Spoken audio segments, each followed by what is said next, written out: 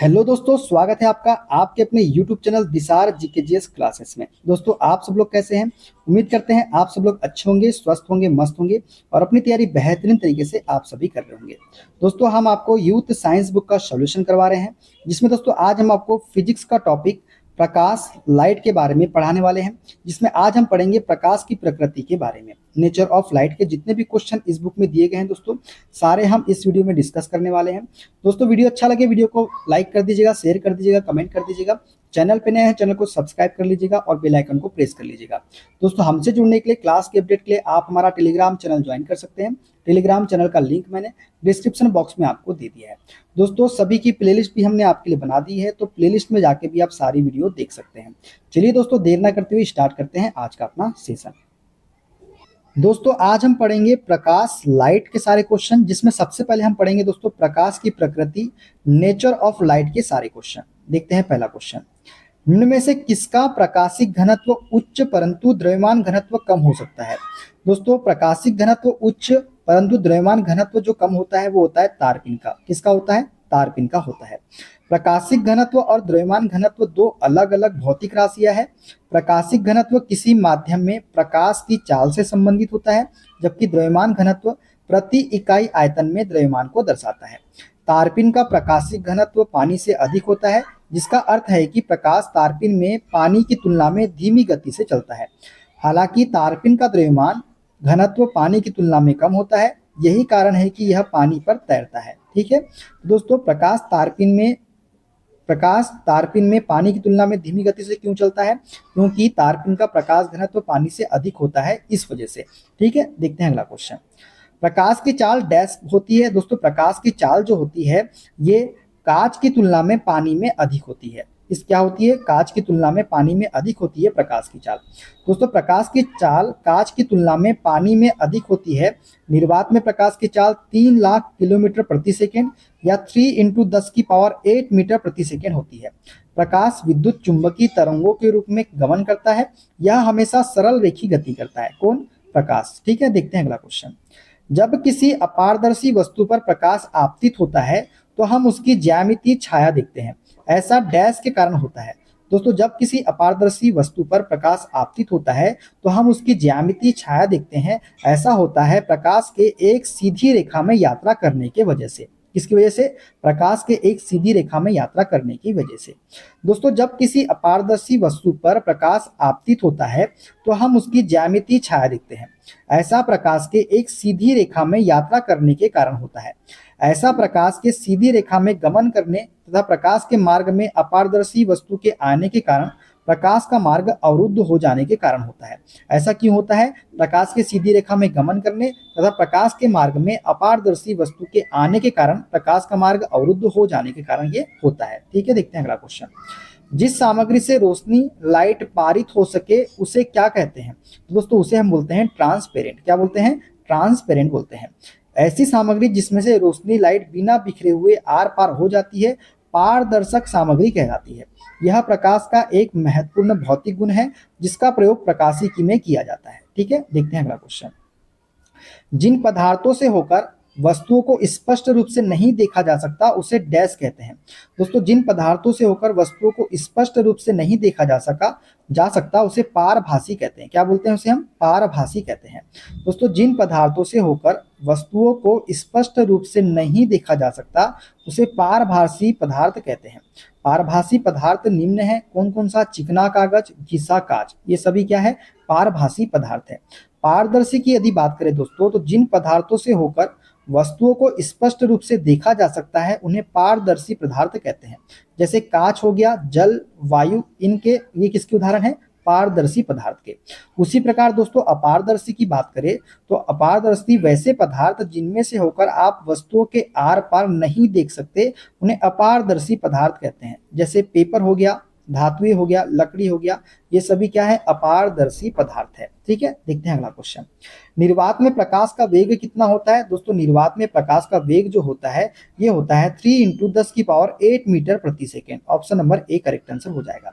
दोस्तों, बात करें प्रकाश के बारे में तो प्रकाश एक जो है एक प्रकार की ऊर्जा है। प्रकाश क्या है? एक प्रकार की ऊर्जा है जो विद्युत चुंबकीय तरंग के रूप में संचारित होती है। इसकी तरंग दैर्ध्य 3900 एंगस्ट्रॉम से 7800 एंगस्ट्रॉम के बीच होती है। प्रकाश की चाल विभिन्न माध्यमों में भिन्न भिन्न होती है। निर्वात में प्रकाश की चाल 3 इंटू 10⁸ मीटर प्रति सेकेंड, जल में 2.25 इंटू 10⁸ मीटर प्रति सेकेंड, कांच में 2 इंटू 10⁸ मीटर प्रति सेकेंड तथा तारपीन के तेल में 2.04 इंटू 10⁸ मीटर प्रति सेकेंड होती है प्रकाश की चाल। ठीक है, सभी आपको याद रखना है। देखते हैं अगला क्वेश्चन। प्रकाश की गति अधिकतम निम्न में से किस माध्यम में होती है? दोस्तों प्रकाश की गति अधिकतम जो होती है ये निर्वात में होती है। किसमें होती है? निर्वात में होती है। दोस्तों माध्यम और प्रकाश की चाल के बारे में यदि बात करें तो निर्वात में प्रकाश की चाल 3 इंटू 10⁸ मीटर प्रति सेकेंड, पानी में प्रकाश की चाल 2.25 इंटू 10⁸ मीटर प्रति सेकेंड, कांच में प्रकाश की चाल 2 इंटू 10⁸ मीटर प्रति सेकेंड। निर्वात की तुलना में हवा में प्रकाश की चाल 0.03% कम, पानी में 25% कम तथा कांच में 35% कम होती है। अतः निर्वात में प्रकाश की चाल सबसे अधिक होती है दोस्तों। ठीक है, देखते हैं अगला क्वेश्चन। प्रकाश डैश में संचरित होता है? दोस्तों प्रकाश जो है एक सीधी रेखा में संचरित होता है। किसमें? सीधी रेखा में। प्रकाश सीधी रेखा में संचरित होता है। प्रकाश एक प्रकार की ऊर्जा है जो विद्युत चुंबकीय तरंगों के रूप में संचरित होती है। प्रकाश का तरंग दैर्ध्य 3900 एंगस्ट्रॉम से 7800 एंगस्ट्रॉम के बीच होता है। प्रकाश की चाल माध्यम के अपवर्तनांक पर निर्भर करती है। किस पर? माध्यम के अपवर्तनांक म्यू पर। ठीक है, देखते हैं अगला क्वेश्चन। जब डैश वस्तुएं प्रकाश के मार्ग में आती है तो छाया बनती है। दोस्तों जब अपारदर्शी वस्तु प्रकाश के मार्ग में आती है तो छाया बनती है।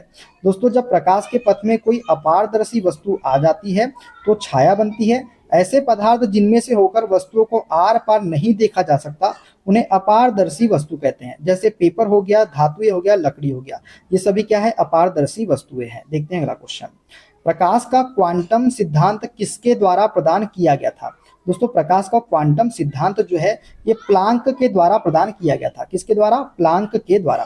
दोस्तों प्रकाश का क्वांटम सिद्धांत मैक्स प्लांक ने दिया। एक क्वांटा की ऊर्जा hv द्वारा दी जाती है, जहां h प्लांक नियतांक और v जो है आपतित प्रकाश की किरण है। क्या है? v आपतित प्रकाश की किरण है। दोस्तों प्रकाश एक अनुप्रस्थ तरंग है साबित करती हुई एकमात्र घटना कौन सी है? दोस्तों प्रकाश एक अनुप्रस्थ तरंग होती है साबित करती हुई एकमात्र घटना है क्या? ध्रुवीकरण। कौन सी? ध्रुवीकरण जो है यह एकमात्र घटना है जो प्रकाश को के बारे में बताती है कि यह एक अनुप्रस्थ तरंग है। दोस्तों प्रकाश के ध्रुवीकरण की घटना सिद्ध करती है कि प्रकाश तरंगे अनुप्रस्थ तरंगे होती है। ध्रुवण की घटना सिर्फ अनुप्रस्थ तरंगों में ही घटित होती है जो उनके दोलनों के दिशा से संबंधित होती है। किसी गैस या द्रव में गतिमान ध्वनि तरंगे ध्रुवण का गुण प्रदर्शित नहीं करती। दोस्तों ध्वनि तरंगे जो है ये ध्रुवण का गुण प्रदर्शित नहीं करती है, प्रकाश तरंगे करती है। ठीक है, देखते हैं अगला क्वेश्चन। ऐसी वस्तुएं जो खुद प्रकाश उत्पन्न नहीं करती उन्हें क्या कहा जाता है? दोस्तों ऐसी वस्तुएं जो खुद प्रकाश उत्पन्न नहीं करती उन्हें हम बोलते हैं अप्रदीप्त वस्तुएं। क्या बोलते हैं? उन्हें हम अप्रदीप्त वस्तुएं बोलते हैं। अप्रदीप्त वस्तुएं वे वस्तुएं हैं जो खुद प्रकाश उत्पन्न नहीं करती, जैसे कुर्सी, मेज, दरवाजा इत्यादि। प्रदीप्त वे वस्तुएं हैं जो स्वयं प्रकाश उत्पन्न करती है, जैसे सूर्य हो गया, लालटेन हो गया, जलती हुई मोमबत्ती हो गया। पारदर्शी वस्तुएं वे वस्तुएं हैं जिनके आर पार देखा जा सकता है। पारभासी वस्तु वह वस्तुएं जो प्रकाश के कुछ भाग को ही स्वयं से बाहर जाने देती है। ठीक है, देखते हैं अगला क्वेश्चन। वस्तुएं जो अपनी रोशनी स्वयं उत्पादित करती है को डैश कहते हैं, तो इसे हम बोलते हैं चमकदार वस्तुएं। क्या बोलते हैं? इसे हम चमकदार वस्तुएं बोलते हैं। वे वस्तुएं जो अपना प्रकाश स्वयं उत्सर्जित करती है उसे चमकदार वस्तु कहते हैं, जैसे सूर्य हो गया। और वे वस्तुएं जो स्वयं सूर्य की तरह प्रकाश उत्सर्जित करती है उसे दीप्त पिंड कहते हैं। ठीक है, देखते हैं अगला क्वेश्चन। हमें घास का रंग हरा दिखाई देता है क्योंकि? दोस्तों हमें घास का रंग हरा दिखाई देता है क्योंकि यह हरे रंग के प्रकाश को वापस हमारी आंखों पर परावर्तित करती है। इस वजह से option number A correct answer हो जाएगा। दोस्तों हमें घास का रंग हरा दिखाई देता है क्योंकि यह हरे रंग के प्रकाश को वापस हमारी आंखों पर परावर्तित करती है। किसी पदार्थ का अपवर्तनांक भिन्न भिन्न रंगों के लिए भिन्न भिन्न होता है। जब कोई प्रकाश की किरण किसी माध्यम से टकराकर पुनः उसी माध्यम में वापस लौट आती है तो इस घटना को हम प्रकाश का परावर्तन कहते हैं। क्या बोलते हैं? इसे हम प्रकाश का परावर्तन कहते हैं। किस साल में ओले रेमर ने इतिहास में पहली बार प्रकाश की गति को मापा था? तो दोस्तों ओले रेमर ने सन 1676 में पहली बार प्रकाश की गति को मापा था। कब? सन 1676 में। दोस्तों प्रकाश की चाल जिसे प्रायः मीटर प्रति सेकेंड से निरूपित किया जाता है एक भौतिक नियतांक है। निर्वात में इसका मान लगभग 3 × 10⁸ मीटर प्रति सेकेंड होता है। 17वीं सदी के मध्य तक धारणा यह थी कि प्रकाश का वेग अनंत होता है, परंतु सितंबर 1676 में रोमर ने बताया कि प्रकाश का वेग तीव्र होने के बावजूद परिमित है। उनके द्वारा सुझाए गए तरीके पर प्रकाश की गति 3 इंटू 10⁸ मीटर प्रति सेकंड के बराबर ज्ञात हुआ है। ठीक है, देखते हैं अगला क्वेश्चन। सूर्य की रोशनी में हरे रंग का दिखाई देने वाला एक कपड़ा लाल रोशनी में देखे जाने पर काले रंग का दिखाई देना क्यों शुरू होता है? दोस्तों, सूर्य की रोशनी में हरे रंग का दिखाई देने वाला एक कपड़ा लाल रोशनी में देखे जाने पर काले रंग का दिखाई देना इसलिए शुरू होता है क्योंकि कपड़ा लाल रंग की तरंग आयाम को पूर्णतः अवशोषित कर लेता है, इस वजह से। तो ऑप्शन ए करेक्ट आंसर हो जाएगा। दोस्तों, सूर्य की रोशनी में हरे रंग का दिखाई देने वाला कपड़ा लाल रोशनी में देखे जाने पर काले रंग का दिखाई देता है क्योंकि कपड़ा लाल रंग की तरंग आयाम को पूर्णतः अवशोषित कर लेता है। जो वस्तु सभी रंगों को अवशोषित कर लेती है और किसी भी रंग को परावर्तित नहीं करती, जिससे वह वस्तु काली दिखाई देती है। ठीक है। अंतरिक्ष यान से अंतरिक्ष यात्री को आकाश दिखाई देता है, तो दोस्तों काला दिखाई देता है अंतरिक्ष यान से अंतरिक्ष यात्री को आकाश।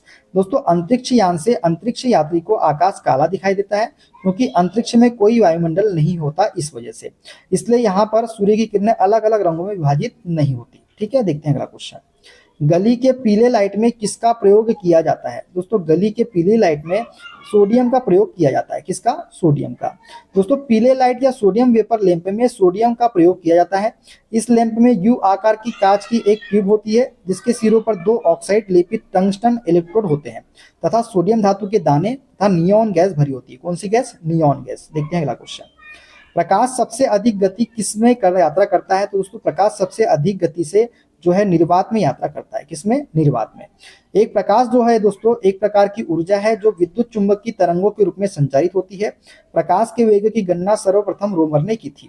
प्रकाश की सबसे अधिक गति दोस्तों निर्वात में होती है तथा किसी माध्यम में प्रकाश की चाल माध्यम के अपवर्तनांक पर निर्भर करती है।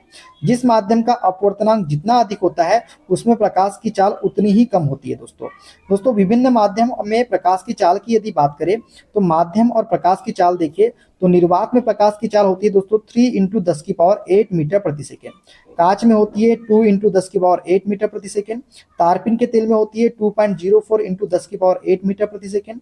जल में होती है 2.25 इंटू 10⁸ मीटर प्रति सेकेंड। और रॉक सॉल्ट में होती है दोस्तों 1.96 इंटू 10⁸ मीटर प्रति सेकेंड। ठीक है, देखते हैं अगला क्वेश्चन। किसी माध्यम की प्रकाश को परावर्तित करने की क्षमता को इसके डैश द्वारा भी व्यक्त किया जाता है। दोस्तों, किसी माध्यम की प्रकाश को परावर्तित करने की क्षमता को इसके प्रकाश घनत्व के द्वारा भी व्यक्त किया जाता है। किसके द्वारा? प्रकाश घनत्व के द्वारा। दोस्तों, किसी माध्यम की प्रकाश को परावर्तित करने की क्षमता को इसके प्रकाश घनत्व द्वारा भी व्यक्त किया जाता है। प्रकाश एक विद्युत चुंबकीय तरंग है जो सरल रेखा में गतिमान होता है। प्रकाश एक अनुप्रस्थ तरंग है दोस्तों तथा इसे गतिमान होने के लिए माध्यम की आवश्यकता नहीं होती है। किसको? प्रकाश तरंग को। देखते हैं अगला क्वेश्चन। जब प्रकाश विरल माध्यम से सघन माध्यम में प्रवेश करता है तो क्या होता है? दोस्तों, जब प्रकाश विरल माध्यम से सघन माध्यम में प्रवेश करता है तो इसकी गति क्या हो जाती है? कम हो जाती है। क्या हो जाती है? इसकी गति कम हो जाती है। दोस्तों, जब प्रकाश विरल माध्यम से सघन माध्यम में प्रवेश करता है तो इसकी गति कम हो जाती है। देखते हैं अगला क्वेश्चन। वह क्षेत्र जहां स्रोत से आने वाला पूरा प्रकाश अवरुद्ध हो जाता है क्या कहलाता है? दोस्तों, वह क्षेत्र जहां स्रोत से आने वाला पूरा प्रकाश अवरुद्ध हो जाता है ये कहलाता है प्रछाया। क्या कहलाता है? प्रछाया कहलाता है। दोस्तों, वह क्षेत्र जहां स्रोत से आने वाला पूरा प्रकाश अवरुद्ध हो जाता है प्रछाया कहलाता है। जब प्रकाश के विस्तारित स्रोत से अपारदर्शी वस्तु की छाया बनती है तब यह छाया एक समान काली नहीं होती। इस छाया में 2 भाग होते हैं। छाया का मध्य भाग अधिक काला होता है जिसे हम प्रछाया कहते हैं और प्रछाया के चारों ओर का कम काला भाग उपछाया कहलाता है। क्या कहलाता है? उपछाया कहलाता है। तो दोस्तों, ये थे आज के सारे क्वेश्चन। वीडियो कैसा लगा कमेंट बॉक्स में जरूर बताइएगा। वीडियो अच्छा लगे दोस्तों वीडियो को लाइक कर दीजिएगा, शेयर कर दीजिएगा, कमेंट कर दीजिएगा। चैनल पे नए हैं चैनल को सब्सक्राइब करके बेल आइकन को प्रेस कर लीजिएगा। मिलते हैं दोस्तों अगली वीडियो में अगले टॉपिक के साथ। अपना ख्याल रखिए। Okay, bye bye, take care.